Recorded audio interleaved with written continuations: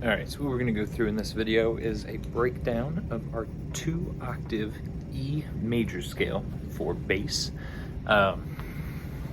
This is only one of many different ways that you can play through the E major scale for 2 octaves, so use it as you see fit, and hopefully it helps out some. Let's go ahead and let's break this down a little bit. So in E major, we're going to have 4 sharps. We're going to have our F sharp, C sharp, G sharp, and D sharp. G sharp's not super uncommon, but D sharp is a little bit weirder for us. So let's go through the first octave and point out where those are. So we start with our open E, of course. First finger, normal F sharp. 4th finger lands G sharp. Open A. First finger B. 4th finger C sharp. We're going to pivot back to half position here for a first finger D sharp, and then we're going to slide forward for a first finger E. It should fit in nicely with our open E string there.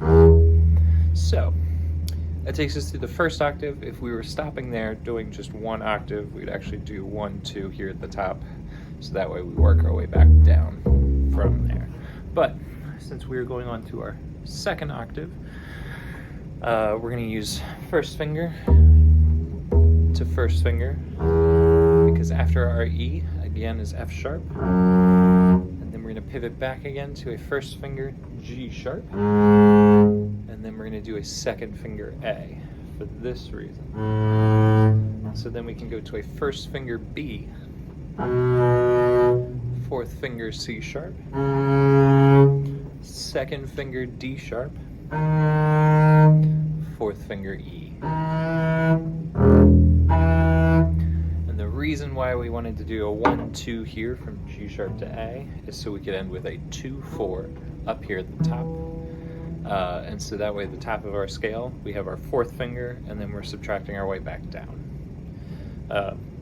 Good rule of thumb would be to either end with the 2nd finger or a 4th finger, and since we are going from a D sharp here to that high E, we'll go from that 2, 4 instead of a 1, 2, so that way we don't have to shift as far. So 2, 4, right there.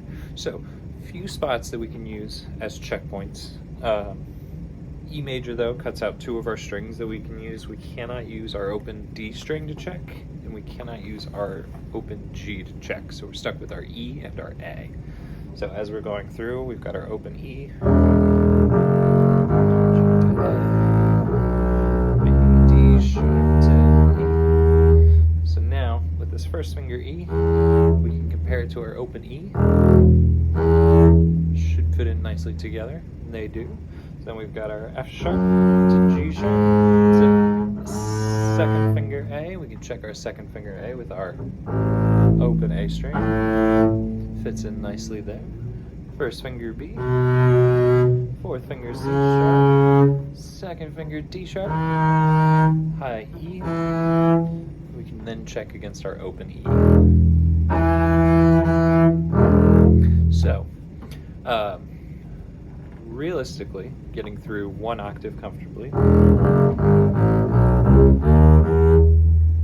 and getting really comfortable with that octave, then going to the other octave and getting comfortable with that,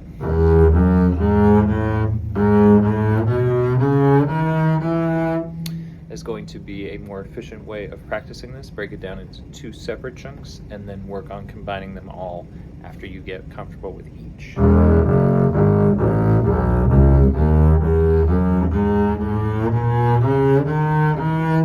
I need to refresh my fingering a little bit there, but